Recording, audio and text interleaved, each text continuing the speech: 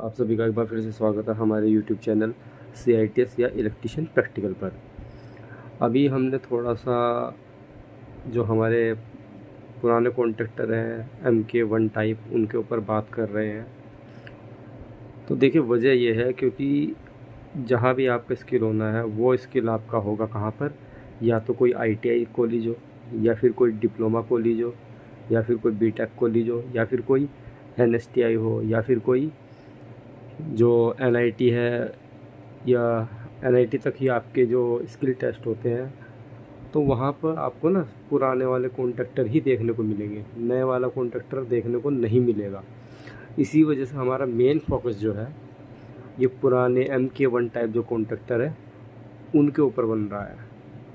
ठीक है, तो अभी मैं थोड़ा सा कंपैरिजन करूँगा दो कॉन्ट्रैक्टर के बीच में, और मैं आपको दिखाऊंगा भी कि किस तरीके से आप पहचानोगे कि कौन सा कॉन्ट्रैक्टर किसके लिए यूज़ किया जाता है। तो देखिए मैं भी दो कॉन्ट्रैक्टर दिखाता हूँ आपको। तो यहाँ देख सकते हैं मैंने दो कॉन्ट्रैक्टर लिए हैं। ठीक है, दोनों बिल्कुल सेम है। ठीक, एक L&T कंपनी का है और एक पटेल कोई कंपनी है उसका है। ठीक है, दोनों के ऊपर वही लिखा हुआ है 15 एम्पियर 500 वोल्ट, 15 एम्पियर 500 वोल्ट। अब मुझे इसका पहले तो एक चीज़ मिली बॉक्स, मैं उस बॉक्स को भी देखना चाह रहा था कि बॉक्स में ऐसा क्या लिखा रहता है। देखिए मैंने आपको क्या बताया था इसके बारे में, पिछले वीडियो में मैंने बताया था ये इलेक्ट्रिकली ऑपरेटेड स्विच है। ठीक है, इलेक्ट्रिकली ऑपरेटेड स्विच है। तो मैं आपको बॉक्स के ऊपर भी दिखा देता हूँ। ये हम इसका बॉक्स है, देख सकते हैं यहाँ पे लिखा हुआ है, देखिए इलेक्ट्रिकली ऑपरेटेड एयर ब्रेकर 4 पोल का है। ठीक है, तो 4 पोल कैसे हैं, 1 2 3 4। इसको एयर ब्रेकर इसलिए कहा है क्योंकि ये हवा में रहता है और हवा में रहने के बाद ये क्या करता है, सर्किट को ब्रेक करता है, इसलिए इसका नाम एयर ब्रेकर बोला है। अच्छा, ऑपरेट किससे होता है, ऑपरेट होता है इलेक्ट्रिकली ऑपरेटेड लिखा हुआ है, तो इससे आपको कंफर्म हो गया होगा कि इसका नाम क्या है, इलेक्ट्रिकली ऑपरेटेड। ठीक है, एयर ब्रेकर बोल सकते हो या फिर स्विच बोल सकते हो। कितने पोल का है, 4 पोल का है। ठीक है, अब ये कंपैरिजन दिखाने की ज़रूरत मुझे क्या पड़ी, एक तो मैंने आपको बॉक्स दिखा दिया। ठीक है, तो अब थोड़ा सा एक चीज़ और जो नोट करने वाली है उसके बारे में बात करेंगे। अगर हमारा सिर्फ नॉर्मल DOL है तो उसमें सिर्फ एक कॉन्ट्रैक्टर यूज़ होगा। ठीक है, दूसरा कॉन्ट्रैक्टर यूज़ नहीं होगा। पर अगर स्टार डेल्टा स्टार्टर कॉन्ट्रैक्टर है तो उसके अंदर आपके 3 कॉन्ट्रैक्टर इस्तेमाल किए जाएंगे। तो उसमें स्टार कैसा है, कौन सा होगा, डेल्टा कौन सा होगा और मेन कौन सा होगा, उसकी पहचान बहुत ज़्यादा इंपॉर्टेंट है। तो ध्यान रखना, इनकी NVC कोयल दिखा देता हूँ मैं आपको एक बार।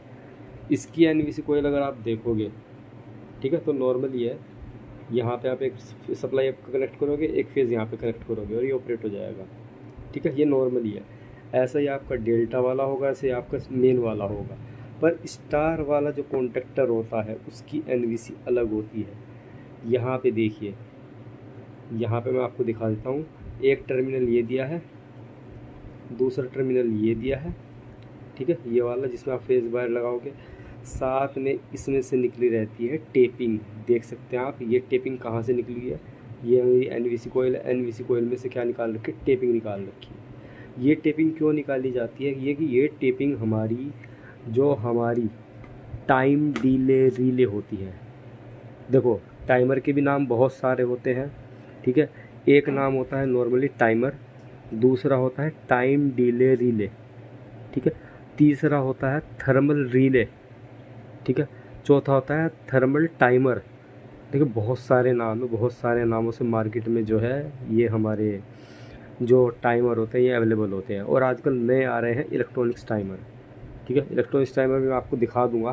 फ़िलहाल मैंने इन दोनों का आपको जो दिखाना था कि इसकी NVC कोयल अलग है क्योंकि इसमें से टेपिंग निकाली हुई है, इस वाले कॉन्ट्रैक्टर में से कोई टेपिंग नहीं निकाली हुई है।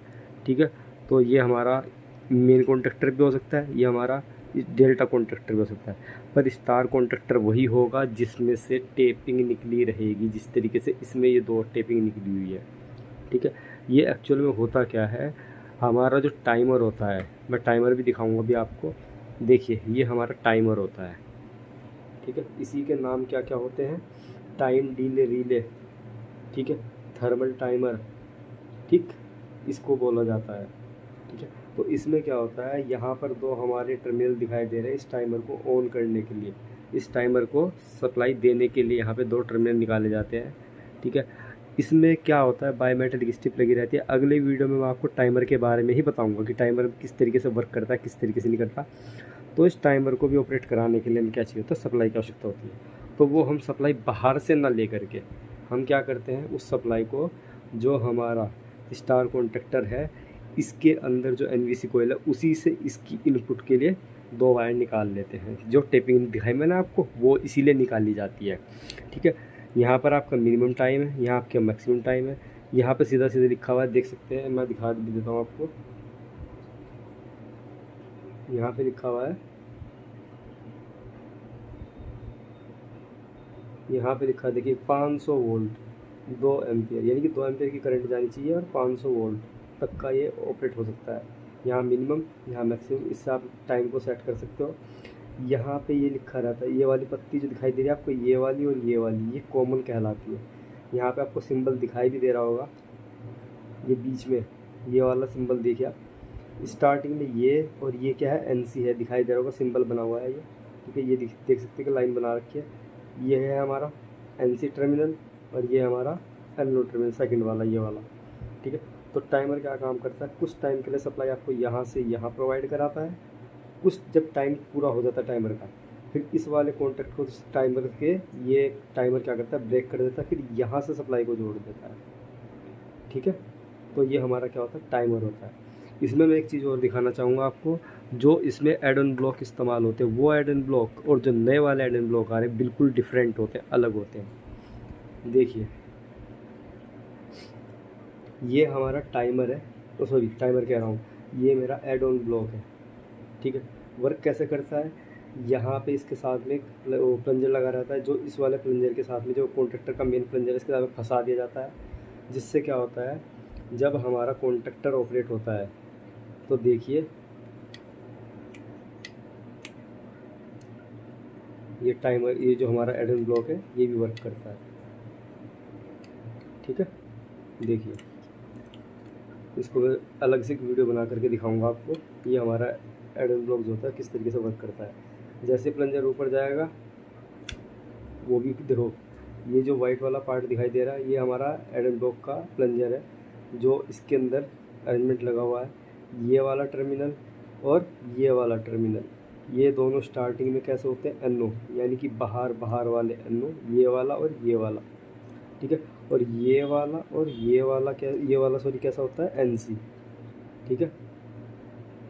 तो इसका एड ऑन ब्लॉक जो होता है वो अलग होता है, ठीक। और जो नए वाले कॉन्ट्रैक्टर हैं उनका एड ऑन ब्लॉक अलग होता है, ठीक है।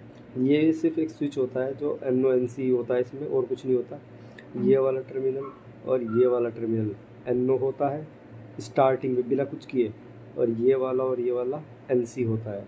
पर जब ये ऑपरेट हो जाता है, ठीक है, जब ये ऑपरेट हो जाएगा तो क्या होगा, ये जो ये वाला और ये वाला जो था ये एनओ था, ये एनसी बन जाएगा, और ये वाला जो है ये एनओ बन जाएगा, ठीक है। और ये हमारी एनवीसी कोयल का टर्मिनल है, कभी सोचो आप, ये इसके साथ में जुड़ा हुआ है, ये एनवीसी कोयल का है, ठीक है। तो उम्मीद करता हूँ ये छोटी सी जो वीडियो मैंने बनाई है इसके इंट्रोडक्शन के बारे में वो आपको समझ में आई होगी, और इसका नाम भी आपको पता लग गया होगा कि मार्केट में क्या क्या नाम से कॉन्ट्रैक्टर हमारे अवेलेबल होते हैं। अब मैं अगली वीडियो में आपको थर्मल रिले के ऊपर एक वीडियो बना करके दिखाऊँगा कि थर्मल रिले के अंदर एक्चुअल में होता क्या है, ठीक है।